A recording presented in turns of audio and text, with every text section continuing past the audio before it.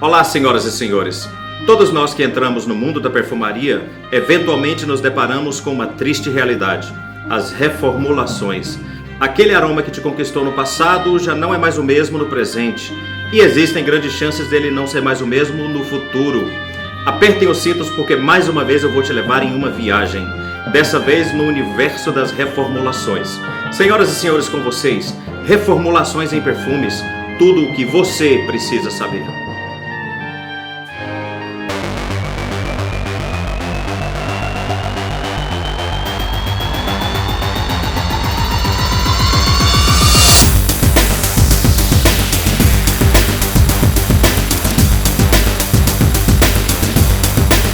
Uma das maiores curiosidades que encontro acerca de perfumes é que eles não são objetos estáticos.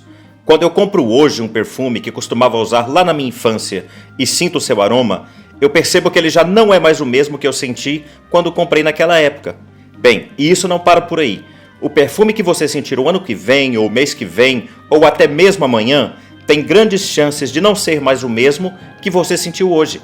Por essa razão óbvia, quando você assiste a uma resenha de um perfume aqui no meu canal, a menos que esse perfume tenha sido lançado recentemente, é difícil ter a certeza de que a fragrância que você sentiu em uma loja é exatamente a mesma que foi resenhada por mim.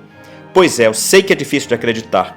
Também um tanto quanto frustrante saber que a sua fragrância favorita, que te traz tantas memórias, tem sido alterada com o passar do tempo e não tem nada que você possa fazer para mudar essa realidade. Ok, deixa eu facilitar para você. Abra sua mente, porque agora nós vamos falar de reformulações. Elas são necessárias? São importantes? O porquê elas acontecem? E o porquê eu, como consumidor, sou sempre o último a saber? Eu vou te esclarecer todas essas dúvidas de uma forma bem clara. Vou te falar os 5 motivos principais do porquê as fragrâncias são reformuladas.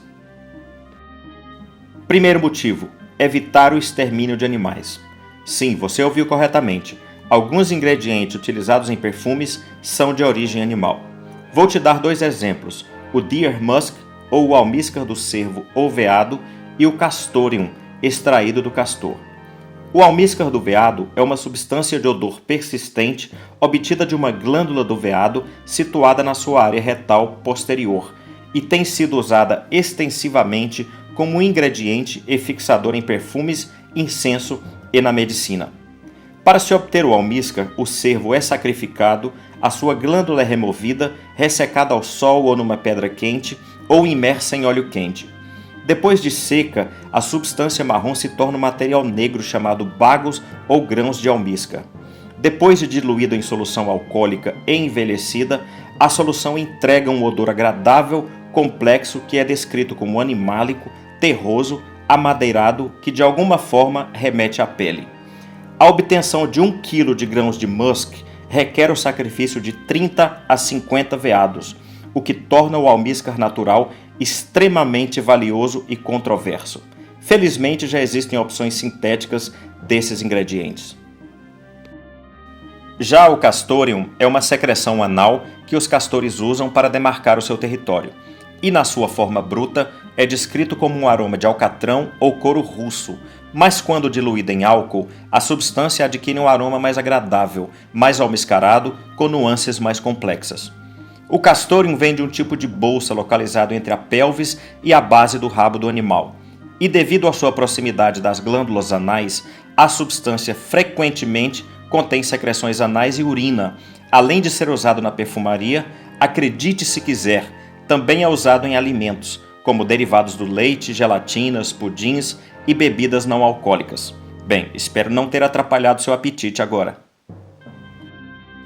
Pois é, passamos pelo primeiro motivo de uma reformulação: evitar o sacrifício de animais, a menos que esse sacrifício seja justificado como o abate para o consumo, por vias legais e autossuficientes. Caso contrário, eu não me incomodo em usar uma versão sintética desse ingrediente, não é verdade? Pois é, felizmente essa matança toda foi contida, e com o avanço da perfumaria moderna, hoje os ingredientes de origem animal já são sintetizados em laboratório. É bem verdade que alguns desses ingredientes não têm toda a riqueza, complexidade nem a profundidade dos originais, Mas, para ser sincero, se o preço a se pagar para salvar a vida desses animais é o de eu usar uma fragrância menos complexa, eu estou mais do que disposto a pagar. Vale lembrar que nem todos os ingredientes de origem animal exigem o sacrifício dos mesmos. Segundo motivo, recursos naturais. Isso acontece quando um ingrediente natural outrora abundante se torna escasso ou extinto. Vou te dar uma ideia da proporção do impacto que a indústria de perfumes vem causando nos recursos naturais, e tem se deparado com um enorme problema. Vou te dar um exemplo. Manter os níveis constantes de qualidade é essencial, mas está se tornando cada vez mais difícil obter um suprimento regular de todos os ingredientes naturais necessários.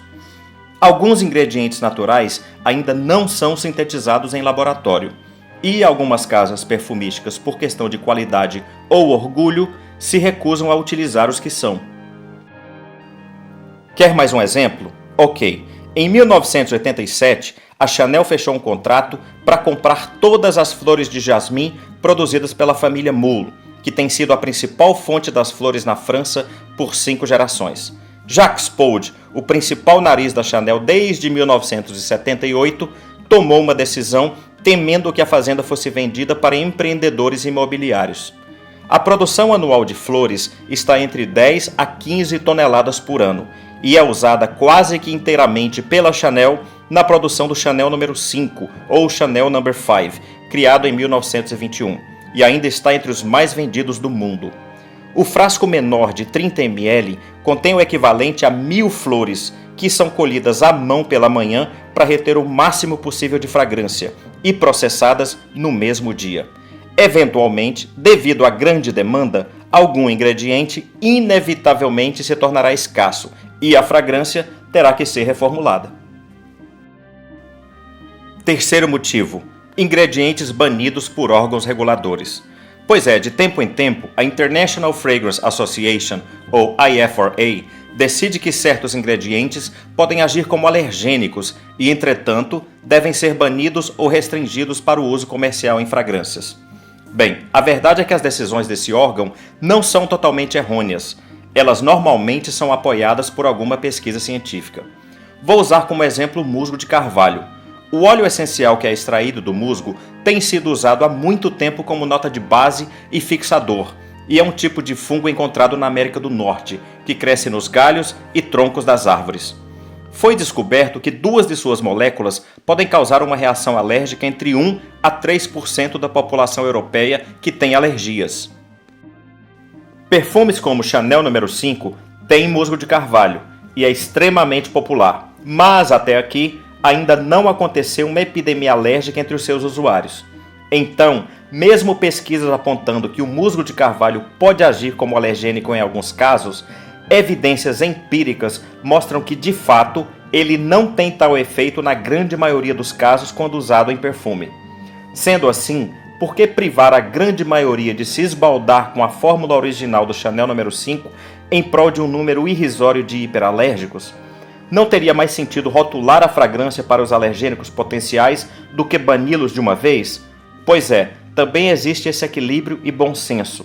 Para manter as fragrâncias no mercado, as casas têm que se render a essas regulamentações. Ou fazem isso, ou descontinuam as fragrâncias de uma vez. Quarto motivo: a modernização do perfume. Bem, esse é sem dúvida um tópico muito delicado, e eu tenho 3 pontos de vista acerca desse assunto. Meu primeiro ponto de vista é: a indústria de perfumes reformula uma fragrância como um esforço para impulsionar as suas vendas, ou seja, por razões comerciais. Isso se aplica particularmente para fragrâncias populares lançadas há vários anos atrás. Dior Fahrenheit, por exemplo, foi lançado originalmente na década de 80 e então reformulado para se adequar às novas regulamentações dos ingredientes, mas também para se encaixar nos gostos olfativos mais atuais. A modernização de uma fragrância para se adequar à demanda de mercado faz sentido no ponto de vista comercial. Do ponto de vista do fabricante, as fragrâncias conhecidas por clássicas têm um aroma antiquado e já não vendem tanto. Por esse motivo, as empresas tentam atualizar o sentimento e a vibe dos perfumes para torná-los mais apelativos ao consumidor atual. Eu posso exemplificar esse ponto de vista fazendo uma comparação. Imagine um carro lançado na década de 80. Eles são iguais aos lançados hoje? E as roupas são as mesmas? E o seu telefone? E o seu computador? E quanto ao seu penteado? Do ponto de vista do fabricante, modernização é sobrevivência. O segundo ponto de vista é o que nós colecionadores enxergamos. E nós enxergamos perfumes como arte. E se você enxerga perfumes como arte, a sua modernização seria o equivalente a repintar a Mona Lisa marombada, ou mascando um chiclete, ou sei lá, segurando um iPhone. A ideia toda soa absurda. O terceiro ponto de vista é neutro, onde o fabricante e o consumidor vivem em harmonia, e as reformulações até fazem sentido. O consumidor conhece as razões e os desafios que a indústria enfrenta e até apoia as reformulações, pois sabe que essa é a saída para manter a sua fragrância favorita em produção. Bem, independentemente do ponto de vista, quando as reformulações acontecem, normalmente os perfumistas perdem a simpatia pelas casas e muitos indagam: eu criei a fórmula de sucesso, por que é que eles foram mexer nela? Quinto motivo: baixar os custos de produção, ou simplesmente economizar dinheiro. Isso é uma prática muito comum na era do luxo democratizado, trazidos para nós pelo Mr. Bernard Arnault, o chefe executivo da Louis Vuitton, com um patrimônio avaliado em 52,8 bilhões de dólares. Quando a Louis Vuitton, Procter & Gamble ou qualquer outra megacorporação compra uma marca de luxo, a sua primeira tarefa é aparar todos os excessos e transformar a marca numa perfeita máquina de fazer dinheiro. Quando a Louis Vuitton adquiriu a Parfums Christian Dior, o seu primeiro trabalho foi cortar os custos de produção, com o intuito de aumentar as margens de lucro. A lavanda não tem que ser uma lavanda verdadeira. A íris pode ser facilmente substituída por um sintético barato. Inevitavelmente, a fragrância reformulada normalmente tem diferença no aroma, mas tais diferenças, entretanto, podem não ser necessariamente evidentes ao público geral. As corporações também perceberam que o consumidor do mercado em massa não compra J'adore devido à nuance indólica da nota de jasmim dessa fragrância. Eles compram porque é Dior. Para as corporações está tudo ok. O importante é que as fragrâncias batam as suas metas. Voltando agora com os estúdios do canal, com a opinião honesta e sincera de Marc Lacerda. Marc Lacerda, em primeiro lugar, parabéns pelo trabalho, quero dizer que eu sou seu fã. E me diz aí, o que você pensa sobre reformulações? Bem, em primeiro lugar, obrigado a você, Marc Lacerda, a recíproca é verdadeira e é sempre um prazer ter você trabalhando comigo nesse projeto. Bem, voltando agora ao assunto das reformulações, o que eu penso? Qual é a minha opinião acerca das reformulações? Bem, a minha primeira opinião é que esse é um assunto muito polêmico e também, com certeza, um assunto muito abrangente. E tudo que você puder imaginar do porquê uma reformulação acontece já foi falada nesses 5 motivos que eu falei para vocês anteriormente no decorrer desse vídeo. Mas para ficar mais fácil, eu vou distribuir esses 5 motivos de uma forma mais genérica em apenas 2. Bem, existe a reformulação que é necessária, ou seja, existe a necessidade dessa reformulação acontecer para um bem maior. Mas existe também as reformulações que são desnecessárias, ou seja, que não têm a mínima necessidade de acontecer. Eu sou totalmente a favor de uma reformulação quando ela é necessária. Quem sou eu para ir contra a opinião de um cientista que estudou a sua vida inteira e descobriu que na minha fragrância favorita existe uma molécula, existem ingredientes que causam mal às pessoas, dá irritações ou uma dermatite, por exemplo. Então, nesse ponto, não tem o menor problema para mim a que essa fragrância seja reformulada, que esse ingrediente seja diminuído a sua concentração ou até mesmo eliminado dessa fragrância. Mas, quando uma reformulação é desnecessária, eu vou falar agora das reformulações desnecessárias.